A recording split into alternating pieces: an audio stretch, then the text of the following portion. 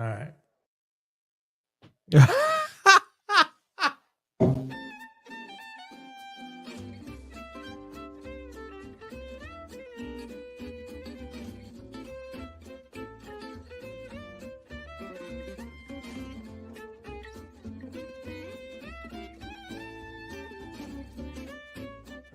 Howdy do, neighbor. It's Berean Spirits time once again. The boys have gathered around and they're ready for you. So join in, make comments, and study with the guys as they try to study as the Bereans did in Acts chapter 17. And now, here's the guys.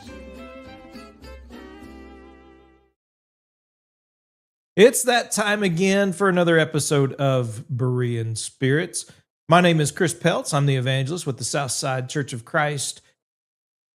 Joining me, as always, is Mr. the Richard Dotson in Kearney, Missouri with the Kearney Church of Christ. How is Mr. Richard today?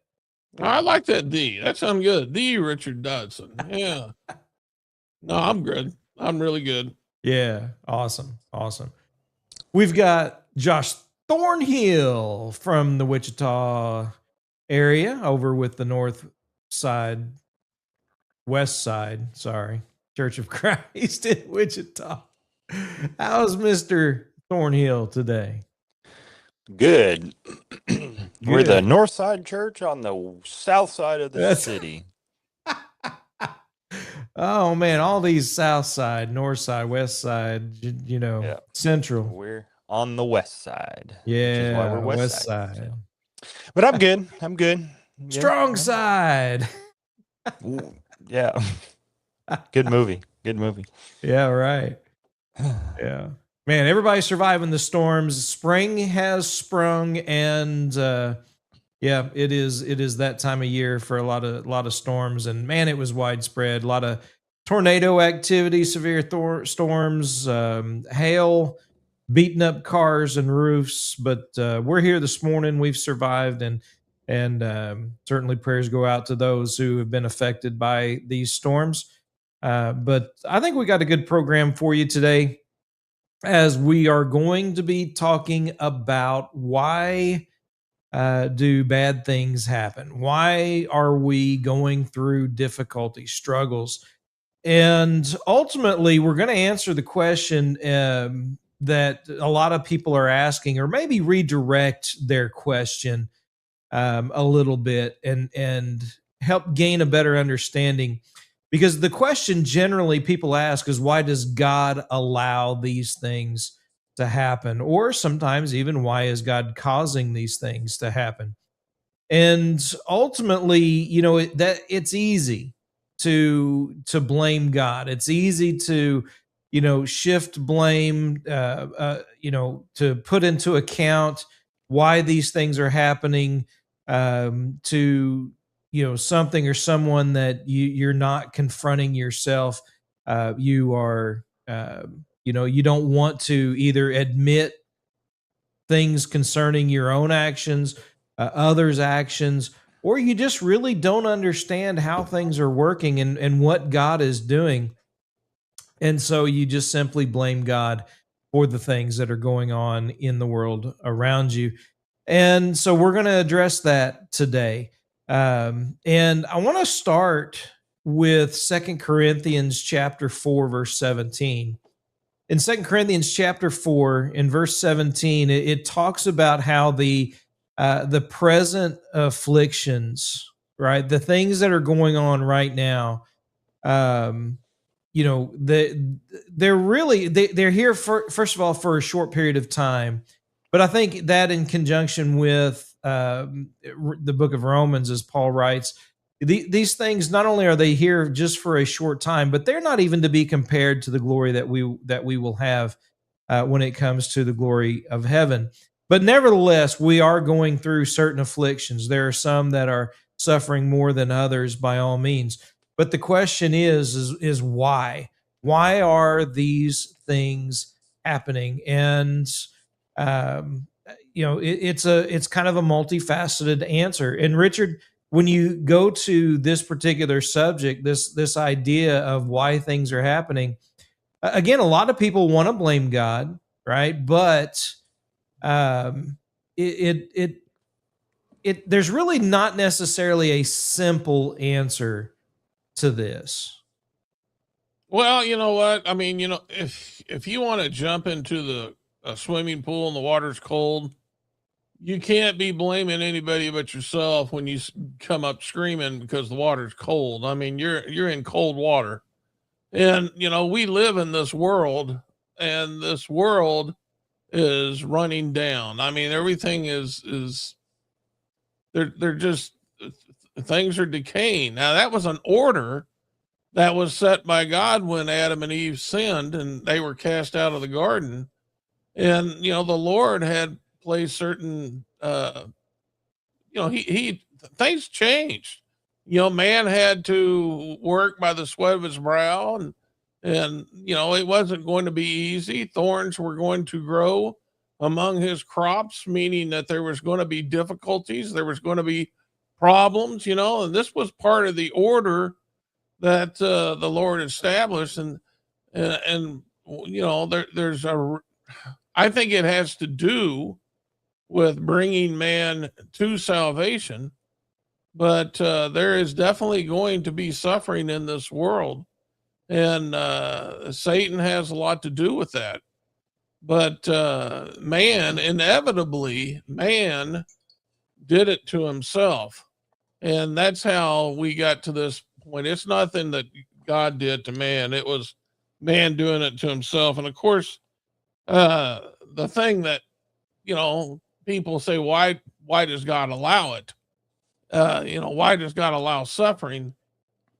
That's the multifaceted answer that I believe Chris is getting at, because we're going to have to understand, in this world, suffering will take place. The rain falls on the good and the bad, but exactly why the suffering takes place, that's a multifaceted answer, and I guess we'll deal with that today. Absolutely. Yeah, we're going to attempt to anyway, because there's a few things that people need to do. They need to examine themselves, they need to look at others, they need to look at the world around them.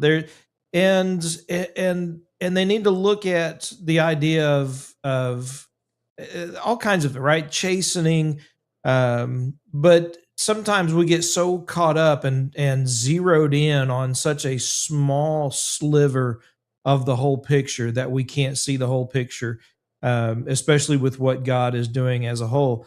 But ultimately, Josh, one of the things I think is important for us to understand is the idea of free will, because free will is something that God has blessed us with. Some might say he's cursed us with, but it really is a blessing. But sometimes that's where the affliction or the troubles come, right? Is from our own free will. Right. You look at Genesis chapter 1 and 2, God created the entire world, everything in it. And when God, at the conclusion of the sixth day, when God has completed his work of creation, he looks upon this creation and he says that it is good. And each day very good. Very good. Yeah. Each day of creation, God looks upon what he has made and saw that it was very good. And so mankind, of course, is included in that. And yet we're not robots. I think, when we think about creation, God created man in his image with their own will and their own desires. And that's so that we could love him, because that's the only thing that makes love meaningful. It's like, there was a TV show years ago. This kid, he was wanting to study, or he's like, well, I need to study. And then it's like, well, I'm bored. And says, you know what? I'm going to get good grades and I'm going to go build a wife. when he gets older. But the problem is that probably it's a robot that I imagine he would build. It's only going to do what he programs it to do, and that's not real love. I mean, there's these stories coming around of people having these relationships with ChatGPT, that it is a romantic partner, supposedly. These people are not operating in reality because it's not real love. It can't be. It's always synthesized. It's always, synthetic. It's not real and genuine love. And the only way that God could get that from us is if he gave us free will, if he gave us the ability to choose to love him and to serve him, or to choose to reject him. And so that's what we have. And so the influence, Richard talked about Satan, the influence of Satan came into the world and corrupted. We see that in Genesis 3 with Adam and Eve, corrupted. The sin has entered the world now, and the world has become corrupted by sin. And you can see up to chapter 6 that digression continues to occur and grow further and further and further away from God. And all of that is the result, and everything that we see, all the sufferings, the difficulties, the struggles, all of that is a result of the influence of sin that has come into the world. And people want to ask the question, well, why did God knows that they're going to do bad things? Why doesn't he just stop them? Why doesn't he just stop anybody doing anything? Why doesn't he just make us robots in the first place? Well, and Yeah, that right there is the important part, I think, and I'll let you continue in just a second. But if he's going to stop people's free will from doing bad things, evil things, then he has to stop the free will from allowing us, us to make good decisions and right decisions. And I think that's a part that many people miss. Go ahead. Yeah, absolutely. He can't just stop people from doing bad things without maintaining a complete control. And that's what the Calvinist idea is that God has a complete control over all of creation. And so if I were to punch Richard in the face, it would be because God ordained that. God made me do that. I had no choice in the matter. It's that God had predestined that I would punch Richard in the face. I mean, well, maybe that's not such a bad idea. I know. But anyway, the problem with such a thinking is, I just got so wrapped up in punching Richard in the face that I forget where I was going there. You wouldn't have a choice. Yeah, we wouldn't have a choice, and that number one, it removes the aspect of love from our sight. But also, if we take that to its logical end, and the Calvinists do not have an answer for this, and they'll admit it. If God is meticulously sovereign, as they claim, and so he's in control of every little aspect of everything that goes on in this world, then God is responsible for evil. That's the implication. That's the conclusion of such an idea. But when you see that God has created mankind, he's created them good, and he's created them with a free will, and they have sought out many schemes, Deuteronomy chapter 1, verse 39 tells us, then God is not culpable when evil is committed. He is the creator, and he's given you the ability to make choices. And so God tries to direct you, and he tries to guide you, and he tries to lead you to the right choices and away from evil. But ultimately, we have to make that choice. And sadly, all of us have failed in that in one regard or another. But many have just dove headfirst into evil, and that's where we see many of the atrocities that have happened in the world around us. A lot of the suffering is a result of the evil people that are in power, that are ruling, that are doing things to oppress other people. And God is allowing people to make their choices. But one last thing before I'll pass it back. Although God does allow people to make those choices, they are not free from the consequences of those choices. You look at our government here, for instance, and how evil our government has become. They may not be thrown in prison. They may not face justice in this life, but when they die, they will go stand before God, and they will receive justice. And so maybe God does allow suffering in this life. He does allow it because of the free will of mankind, but he will pay them back for their evil deeds. God will take vengeance for their ungodliness. Yeah, Richard, this is something that again, there's lots of things that we could get into, because you think about the things that are happening. A lot of things are self-inflicted, right? A drunk who is an alcoholic who suffers from a liver disease or liver cancer. Why is God allowing? That's something he did to himself, right? A drunk gets behind the wheel of a car, and drives and kills a family because he was drunk driving. It's because of his decisions, because of what he decided to do, that others are suffering for those decisions. But ultimately, right, either the decisions that we make, the decisions that others make, their will being done, ultimately God is desiring for us to look to him for help in times of need, as Hebrews chapter 4 points out, or rather than blame him and turn away from him.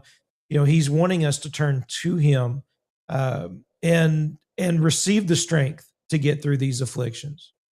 Yeah, now, you're talking about choice.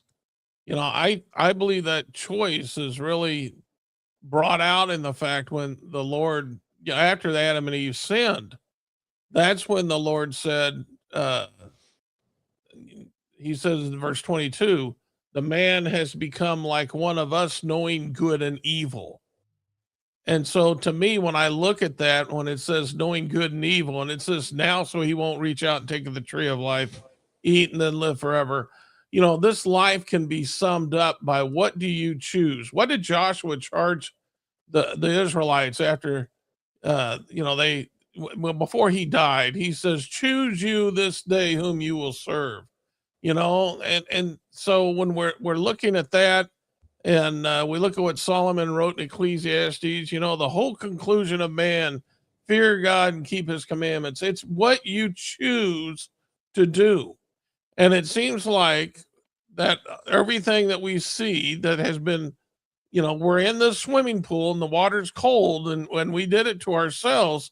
But like if a tornado wipes out a house, or a drunk driver, as you said, wipes out your family, and you're sitting there saying, why me, Lord? It seems like everything has been put in place to show you what sin does. And this is going to be the end result of it. And the whole challenge is to develop man to make the right choice. Try to see, first of all, and we'll talk about this because I got some scriptures, but it's going to want to show that man is prepared to be developed by God spiritually and to choose to be good rather than evil. Well, Richard, let's go ahead and get into those scriptures, because that's what we want to do. We could sit here and talk and kind of set this up as for hours, but ultimately what we need to do is we need to look at, because the word of God is the power of God into salvation. It is that which we use so that we can discern good and evil. The word of God equips us for every good work. The word of God, is that which is leading us to God himself, and hope and peace and love, as Josh talked about. So let's go ahead and get into those. All right. Well, here's a few passages, and you guys can give some too, but these have to do with how God uses, these trials that we're speaking about to develop us spiritually. And there's different ways in which he develops us. But in 2 Corinthians chapter 1, verse 8 and 10, and I'll read this, it says, "For we do not want you to be unaware," Paul said, "brothers, of the affliction we experienced in Asia." So there was suffering taking place. "For we were so utterly burdened beyond our strength that we despaired of life itself." They were tired of living. "Indeed, we felt that we had received the sentence of death." Why? Why did God allow that?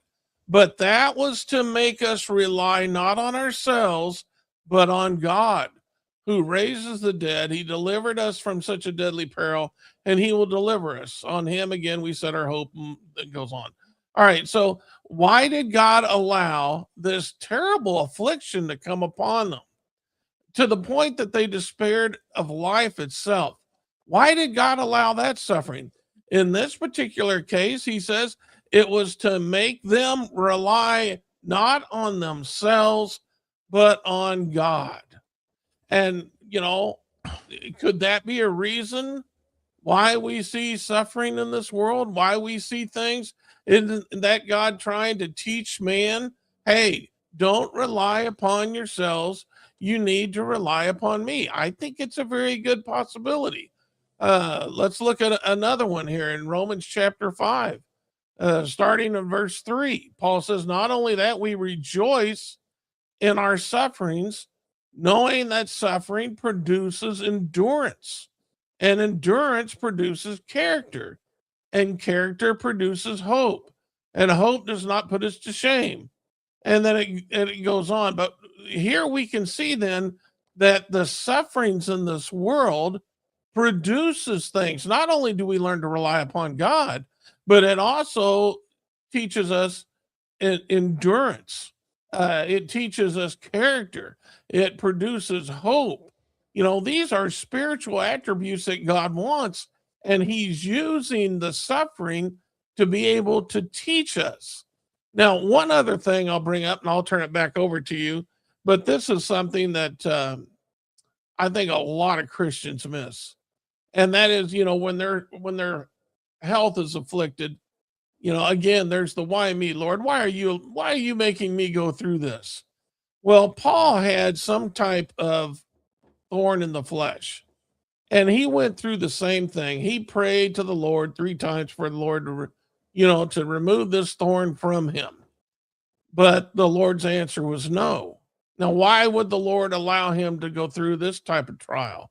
Why would he allow him to suffer like that?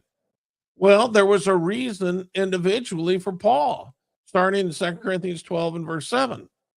Paul said, "So to keep me from becoming conceited because of the surpassing greatness of the revelations, a thorn was given me in the flesh, a messenger of Satan to harass me, to keep me from becoming conceited." And all he's saying is there was so much given to Paul in his work of servicing the church, his work in serving the Lord. So much was given to him that the Lord was concerned about him losing his place, losing his humbleness. And so he had to provide something that, again, would make him rely upon God, instead of looking to himself and saying, "Oh, look at me, look how great I am. The people think I'm great. I'm great." So he gave him this thorn in the flesh, and it did harass him and it troubled him. But it also, he was able to use that to keep his mind right, to allow him to keep him faithful. And so because of that, he became very thankful for that thorn in the flesh. So many times Christians miss this. Could this be a reason that people have, different ailments in their health? Could this be the very reason? Perhaps the Lord is using this or allowing this so that you will keep your mind right. And instead of being caught up in pride and not relying upon God, you'll look to God more, so that you will be able to be as you should be, a very humble and faithful servant. Yeah.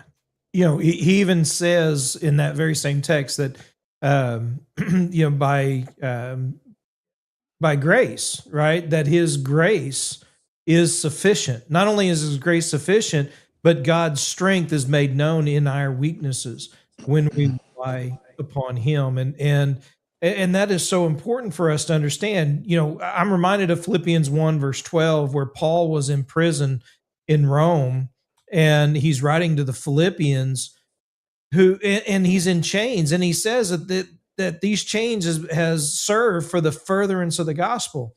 You would think, well, how can being thrown in prison, wrongfully accused, set in chains, how can that work for the furtherance of the gospel? Well, it's because Paul wasn't so reliant upon physical and the things of this world and worldly circumstances to keep him from focusing upon the grace of God, to keep him from focusing upon the strength of God. In fact, later in Philippians chapter 4, in verses 11 through 13, he talks about how he has learned to be abased. He's learned to abound, to have nothing, to go without, and to have an abundance. But in verse 13, he wraps it up and he says, I can do all things through Christ who strengthens me. And so looking upon him was the answer to those afflictions that we face. And Josh, you know, when we're not relying upon God, right, we're unfruitful. We're looking for someone to blame. We're caught up and we're focused merely upon what this world has to offer, rather than understanding that this world is temporary and truly not our home. Yeah, you started off with 2 Corinthians 4:17. And you know, Paul says there in verse 16, we do not lose heart, though our outer man is perishing, though our inner man is being renewed day by day.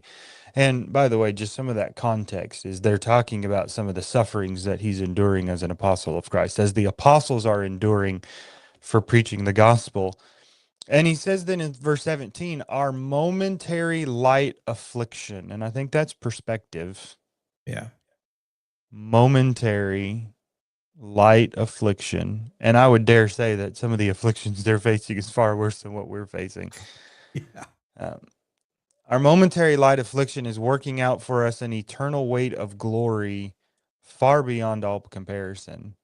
While we look not at the things which are seen, but at things which are not seen, for the things which are seen are temporal, but the things which are not seen are eternal.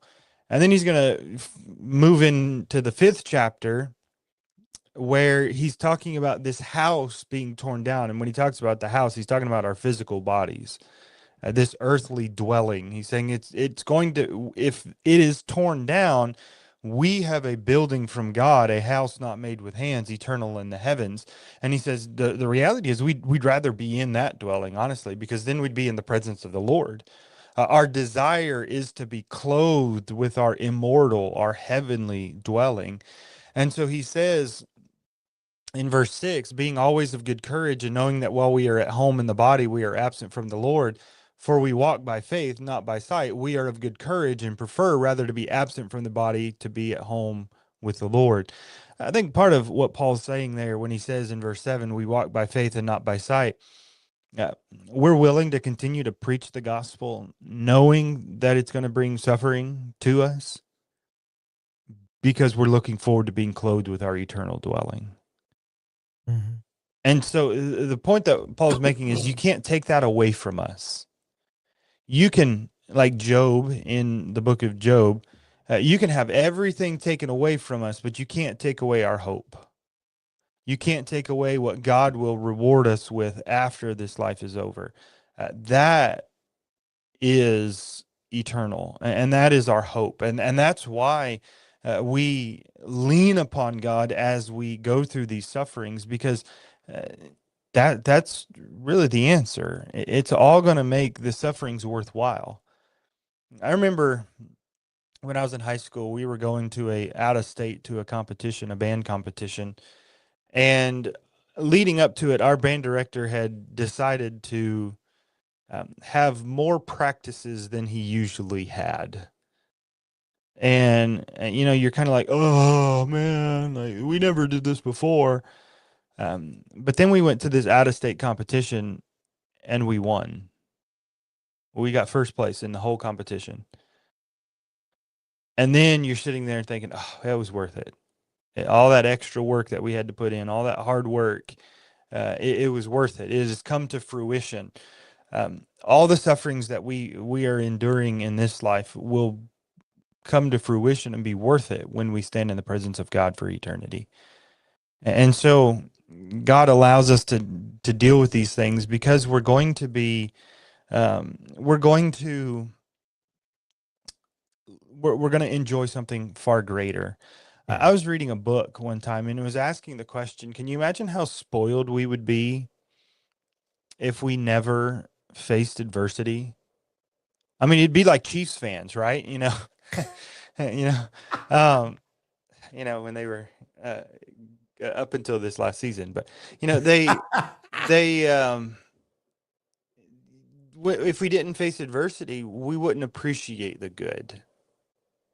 And so we know how to appreciate good things in good time when we've gone through suffering, because we can tell the difference, and that helps us to bolster our hope in eternity, because this world is not our home. Yeah. James chapter 1, verse 2, count it all joy, my brethren, when you fall into various trials, knowing that the tempting of your faith produces patience. And in those trials, it's not when, or rather it's not if, it's when, and various, right? In various ways, various struggles that we're going to have. But it can have its work in you if you will let it. And that's the problem. Too many people, we see it around us today. We definitely are in this world, this society that is just full of whiners, full of complainers, right? They're the victims of everything. And, God is, he doesn't look at that lightly by any means. He doesn't look at that and think, oh, I'm just going to pull them out of it, without them doing anything, right? He's given us his word because these are things that every generation has struggled with. Every generation has gone through various trials, afflictions, difficulties, whether it's on an entire nation, neighborhood, or individual. There has been struggles and difficulties, and God has been there, calling the people to him. And just as Hebrews chapter 12 points out, right, he chastens those of whom he loves, and he's chastening everybody. And so we need to keep that in mind as well. Receive these things as possible chastening, but understand as well, sometimes, we are affected indirectly, by the bad and poor decisions of others and the sins of others. But all of this is temporal. All of this is going to be done away with, and we will, if we are faithful to God, we'll have a home eternally in the glories of heaven where, he wipes away every tear. There's no more struggle, no more of these difficulties and these trials and these afflictions. He's calling us to a better home, a better place, even as so very good this world really is, not just was, but because of man messing everything up continually, we do have an opportunity to have something even greater. But we have to get through this life relying upon God first and foremost. Richard, go ahead. I think we need to look at the book of Job, because really Job is the one, he's the first one that we know of who says, why does God allow suffering? Satan appeared before Job, or before the Lord, twice. And the Lord, was very happy about Job and the life he was living. And of course, Satan says, well, that's because you built a hedge around him. Let me afflict him a little bit. Mm-hmm. And twice he was allowed to do that. He had to spare his life. But everything else, was pretty much open game. And so Job sets out, and now he's extremely depressed. His wife is encouraging him to curse God and die. He has these three friends, if you want to call them friends, And basically, they're telling him, you're suffering because you've sinned. And Job's like, well, I don't know what I did wrong, and so the main part of the book, is these three friends who are not speaking right about God, but are basically rebuking Job. And then finally, at the end of the book, the Lord appears before Job in a whirlwind. And he really answers the question that we're looking for today. And he said, and this is what he says. He goes, is the clay going to tell the potter what he's making? And when Josh said that we walk by faith and not by sight, that's part of it. The Lord is creating something. And sometimes he uses these trials that come upon us in creating what he wants to make. Now, he's God, and we are not to question what he's making, but we have to understand there's enough scriptures that provide us insight to the fact that he can use evil for good. And if we're faithful to God, we have to have faith in the fact that the Lord is going to do that very thing. Now, there's a couple of passages I want to bring to mind that when this happens to a Christian, that they can be prepared for. And number one, when you suffer righteously, notice what is said in Philippians 1:29 and 30. He says, it's been granted to you that for the sake of Christ, you should not only believe in him, but also suffer for his sake. Think about that. And we have, where's that other passage I was thinking about here? Hang on just a second. We're talking Philippians chapter 3 and verse 10. It says, I want to know the Messiah, Paul said, that what his resurrection power is like and what it means to share in his sufferings by becoming like him in his death. And so now what he's talking about is having fellowship in the sufferings of Christ. And so many times, and I am the top whiner of all time. Nobody's worse whiner than me. But what we have to understand is when these trials come, we don't whine about it. We shouldn't whine about it. We should be, if we're suffering for righteousness' sake, especially, we should be thankful because the Lord has enabled us to have fellowship in the sufferings of Christ. We are walking in his steps. And so we shouldn't be sorrowful when those things happen. It is an opportunity to be Christ-like. And so that's whom we look for. We get so upset. Man does. And I guess I should say me. Everything in the world can be perfect in my life. But you know what? If I get a hangnail, I'm going to focus on that hangnail and say, man, why did this happen to me? This little bitty thing is causing me pain. Even though everything else is perfect, we focus on the negative. That's the way we are. And that's most unfortunate. We need to look to God and be thankful for all our blessings, understanding that, there's going to be suffering in this life. In some cases, it's going to happen to us to test us, to see if we'll be faithful, as we've seen what happened to Job, in 1 Peter 4:12 and 13. It says, beloved, do not be surprised at the fiery trial which comes upon you to test you. And so we understand there are times that we're going to be tried. Abraham was one that when he was tested, it was shown what passage is that? One of you guys know that, don't you? Where Abraham was tested. Trying to remember that off the top of my head.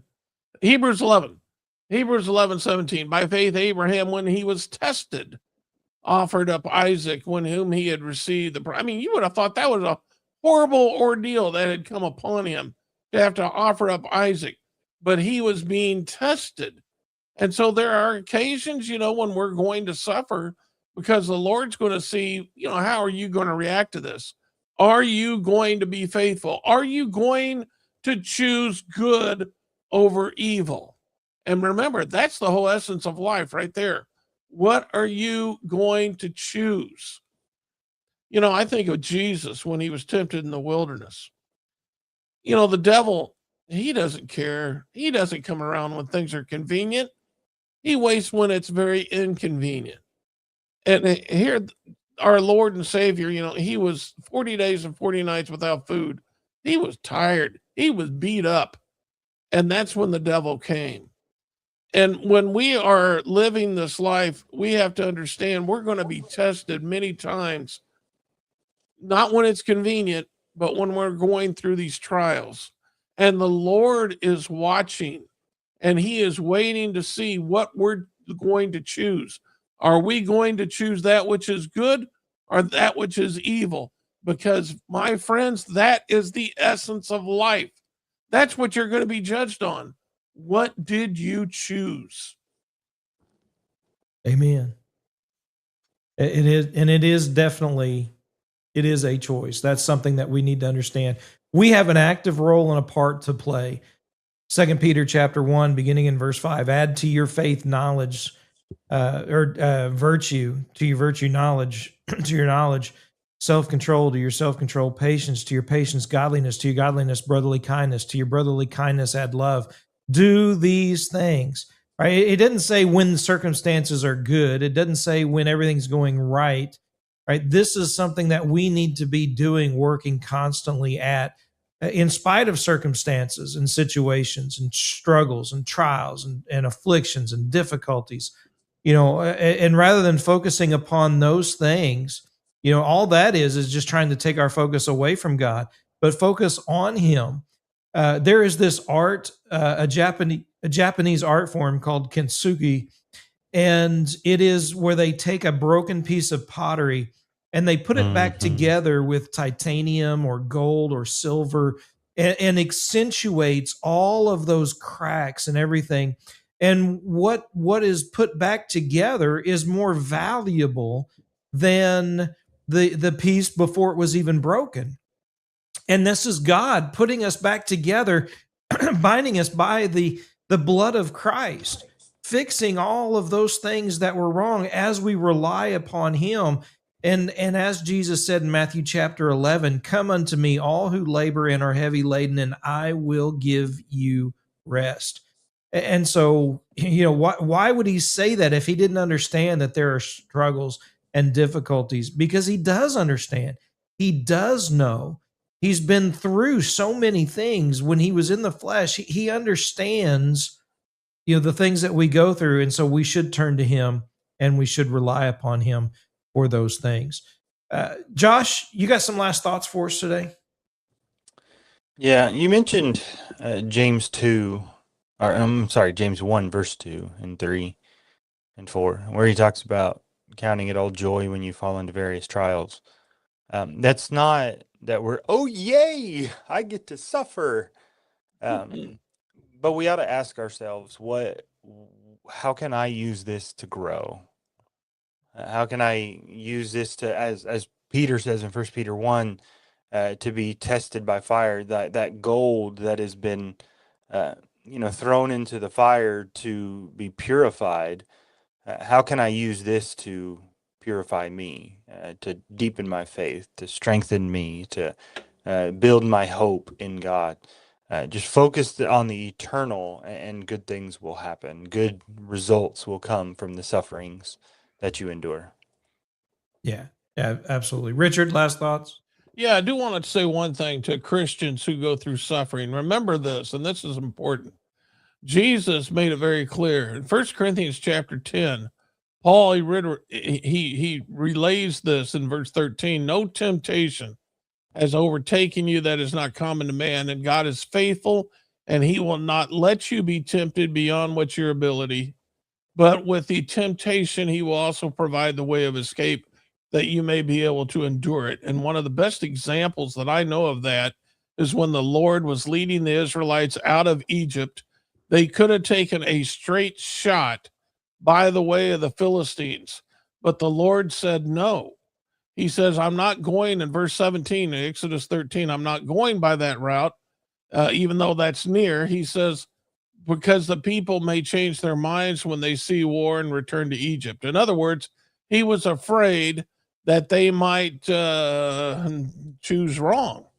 And then in verse 18, it says God led the people around by the way of the wilderness and the Red Sea. And so they went that way. And so at that particular moment, we see that the Lord was in charge of their spiritual development. He was not allowing them to be tempted more than they were able to bear. But later on, when he sent the 12 spies into the promised land to search out the land, they were expected to go in and conquer the Philistines. And the Lord, he that was now before them. So this is a good passage to show how the Lord is watching over us. And even though you may be going through a trial as a Christian, don't let that consume you. The Lord thinks you can do it. And if the Lord thinks you can do it, then we need to think we can do it and allow the good that will come. Let the potter make what he's creating from the clay.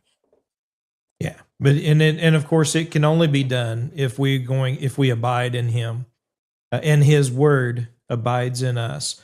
Folks, we appreciate everybody tuning in, listening to Berean Spirits, whether it is on the podcast or whether you catch us live here on YouTube and Facebook and all the other social medias that we are on. If you want to email us with thoughts, questions, comments, you can do so, bereanspirits@gmail.com. We'll be happy to address those as well. We appreciate everybody tunes in and listens. Until next time, remember to search the scriptures with Berean Spirits.